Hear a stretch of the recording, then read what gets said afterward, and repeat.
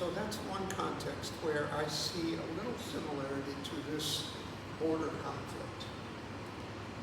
We could discuss how much similarity. We could discuss that.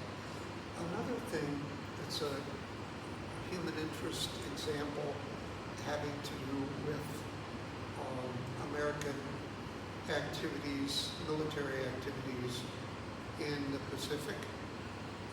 I didn't serve as a combatant, that is, I refused to carry arms.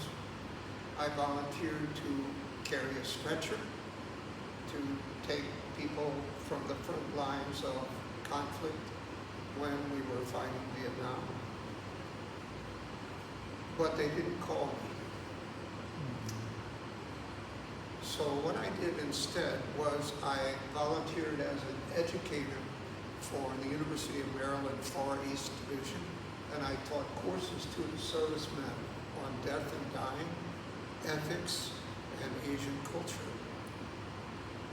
One day, I was with a very high-ranking officer and his daughter. His daughter was a student in my class. And at the end of our discussion, he said, you know, you talk a lot about virtue and rightness, but as you speak these words, burly sinners are running the world. Whoa, really shocked me. So upfront, so in your face, like my work is useless because you only talk the words, but the powerful military men run the world. And of course he thinks he's one of them.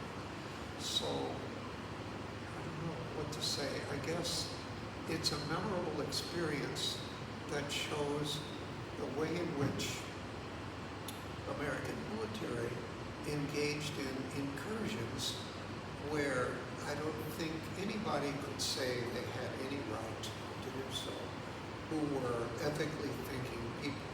But some people don't think ethically. That was his point. You talk about ethics, we talk about power, land, and control.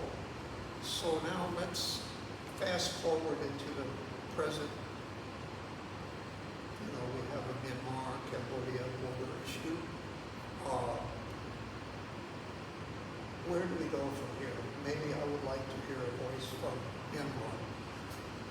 Can you say something about this people? It's quite complicated that we describe, as we have a very long connected to the border within Bangladesh.